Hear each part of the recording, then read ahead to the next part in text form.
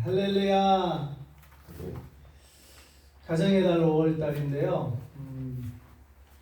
5월 둘째 주일 계시록 말씀 2장 말씀을 오늘 보도록 하겠습니다. 에베소 교회 말씀인데요.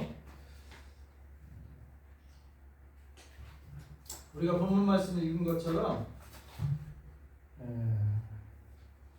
소아시아 7교회에 대해서 예수님께서 말씀을 전해주십니다. 먼저 1번, 누가 에베소 교회 누구에게 말씀하시는 것인가요? 계시록 2장 1절 말씀을 우리가 보면 읽겠습니다. 함께 시작. 에베소 교회의 사자에게 편지하라. 오른손에 있는 7뼈를 붙잡고 7 근초대 사이를 거니시는 이가 이르시되. 자, 이 말씀의 계시를 주시는 분은 오른손에 7뼈를 붙잡고 seven stars. 근데 7뼈는 바로 7교회의 사자라고 했습니다. 7뼈를 붙잡고 또 7 금초대 사이를, 금초대는 바로 교회라고 했습니다. 사이를 거니시느니. 그러니까 7뼈 그리고 7 근초대. 사실 7교회가 어떻게 보면은 그 당시의 교회이면서 또 다가오는 그리고 마지막 때까지의 모든 교회들을 사실 대표하는 교회들이라고 볼 수 있겠습니다.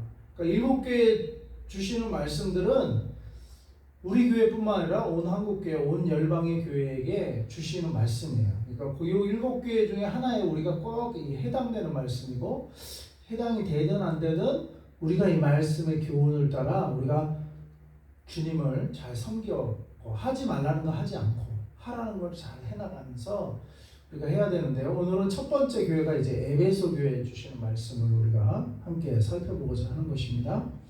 근데 이것을 주시는 분은 에베소 교회에만 계시는 분이 아니라 7 근초대 세상 열방의 교회를 거니시는 예수님께서 바로 이 에베소 교회에 말씀을 하고 계시다는 겁니다. 그리고 누구에게 말씀하시는 것인가? 제가 오늘 특별히 여기서 또 함께 우리가 눈여겨봐야 할 부분은요. 에베소 교회의 사자에게 편지하라는 거예요. 사자는요. 앙겔로스. 에베소 교회에 보내진 천사 또는 메신저. 그러니까 그 교회의 지도자라고 보시면 되겠어요. 그 교회에 매주 오늘날로 말하면 매주 설교 말씀을 선포하시는 하나님 말씀을 선포하시는 목회자들에게 편지하라는 거예요. 그러니까 에베소 교회에 사실은 주시는 말씀인데 누구를 통해서? 그 교회의 사자를 통해서 지금 말씀을 하시겠다는 겁니다. 그래서 어쩔 수가 없어요. 우리가 수도를 틀어서 만약에 정원에 이제 물을 뿌리고 싶다 할 때 제가 이제 선교지에 가서 트루키에 가서 어느 학교에 가서 이제 물을 이제 거기는 이제 그 비가 많지 않으니까 물로 이게 정원에 물을 뿌려요. 근데 뭐 좀 학교가 커가지고 수도는 여기 있지만 호수가 뭐 한 5, 60마다 되는 것 같아요. 그래가지고 쭉 담벼락 사이에 나무들이 물을 주는데 그 호수가 없으면 그 담벼락에 있는 나무들은 말라 죽어요. 그래서 어떤 나무들은 이렇게 누렇게 돼 있더라고요. 물을 자주 못 줘가지고. 그것도 일이에요. 매일 그렇게 해야 되니까. 그것도 일이에요. 정원지기가 없는 한 돌아가면서 누군가 물을 줘야 되는데 하도 태양이 강렬하고 그러니까 하루도 안 주면 이 나무들이 살지를 못해요. 근데 물을 잘 준 나무들은 파릇파릇하고 비가 안 와도. 근데 어쨌거나 근데 그 사용되는 게 뭐예요? 수도를 암만 틀어놔도요 5, 60m 멀리 있는 나무는 그게 해당이 안 돼요. 물이 아무리 철철 넘쳐도 반드시 호수가 있어요. 호수가 있어서 그 나무까지 가는 호수가 있어서 물을 주게 되는데요. 바로 사자라는 사람은 천사도 마찬가지예요. 이 호수 같은 사람들, 호수 같은 존재예요. 그래서 하나님이 저 하늘나라에서 당신의 보좌에서 생명샘물을 흘러내리시고 하나님의 말씀을 선포하시는데 그 전달자가 있어야 된다는 얘기입니다. 전달자. 그 전달자가 바로 교회의 요즘은 이제 목회자 또는 선교제는 선교사님. 누군가 이 복음을 전달해주는, 누군가 말씀을 선포해주는 그 사자가 있어야 돼. 사자. 메신저죠. 메신저. 근데 지금 예수님께서 그 메신저, 에베소 교회에 세워놓은 그 메신저에게 지금 편지를 하신다는 겁니다. 그러니까 첫 번째 하나님 말씀의 수여자는 누구냐? 목회자인 거예요. 메신저예요. 메신저에게 하나님의 메시지를 전달해주면 메신저가 그것을 받아서 교회 성도들에게 그걸 전달해주는 거예요. 마치 호수와 같은 거예요. 수도는 예수님이면, 수도 꼭지가 예수님이면 거기서 물이 콸콸콸 흐르면 이제 호수로 딱 연결을 해서 본인의 섬기는 교회에 그 물을 이렇게 딱 대주는 거죠. 근데 이거 호수가 역할을 못하면 어떻게 해요? 그 나무가 말라 죽어가듯이 호수가 역할을 못하면 그 성도들이 말라 죽게 되는 겁니다. 근데 이제 오늘 아무튼 에베소 교회의 사자에게 예수님께서 편지를 하셨다. 그래서 교회에는 사자가 세워져야 돼요. 사자가. 메신저가 세워져야 교회가 비로소 세워지는 것인 줄 믿습니다. 그 다음에 2번, 에베소 교회의 사자에 대한 칭찬은 무엇입니까? 2절에서 3절 같이 읽어보겠습니다. 내가 내 행위와 수고와 내 인내를 알고 또 악한 자들을 용납하지 아니한 것과 자칭 사도로 하되 아닌 자들을 시험하여 그의 거짓된 것을 내가 드러낸 것과 또 내가 참고 내 이름을 위하여 견디고 게으르지 아니한 것을 아노라. 여기 보면은 그 에베소 교회 사자에 대해서 먼저 칭찬을 해주세요. 어떻게 했냐면 행위를 안대요. 하나님, 예수님이 내가 내 행위와 수고와 내 인내를 알고, 그러니까 야 충성스럽게 인내하며 에베소 교회를 잘 섬겼던 것 같아요. 이 에베소 교회 사자는 또 악한 자들을 용납하지 아니한 것과, 그러니까 악을 용납하지 않은 거죠.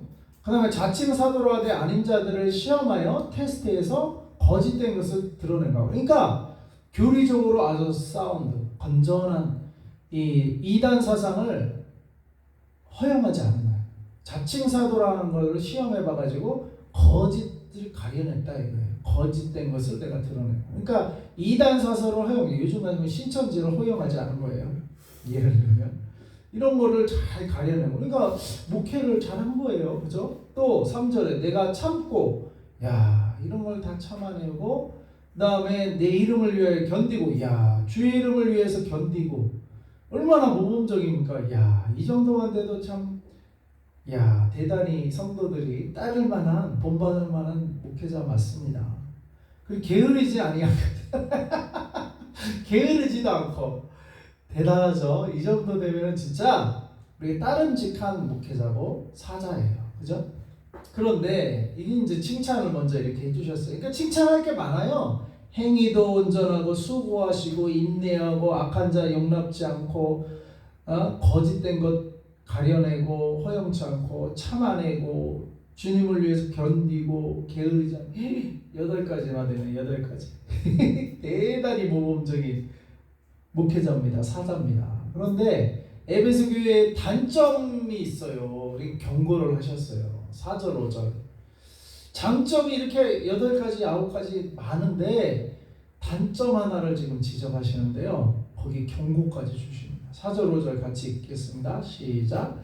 그러나 너를 책망할 것이 있나니 너의 처음 사랑을 버렸느니라.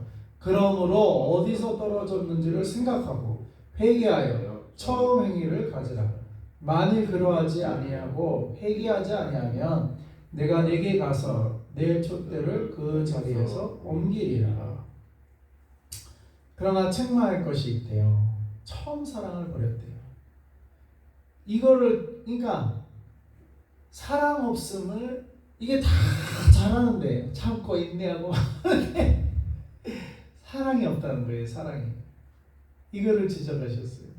처음 사랑을 버렸느라. 그러므로, 근데 이게 얼마나 중요하냐면요. 그러므로 어디서 떨어졌는지를 생각하고 회개하여.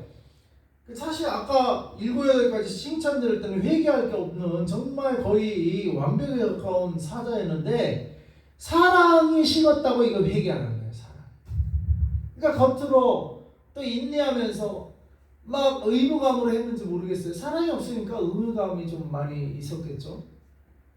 그리고 진리를 딱 또 가려냈으니까 머리는 똑똑한 거예요. 알 거는 다 아는 거예요. 거짓된 것 잘 가려내고, 그죠? 그러니까 지식적으로는 잘 알고, 목회도 지식적으로는 잘해요. 그리고 행동도 인내하면서 해요. 근데 뭐예요? 속 안에 뭐가 없어요? 사랑이 없다는 거야, 사랑. 야, 이 참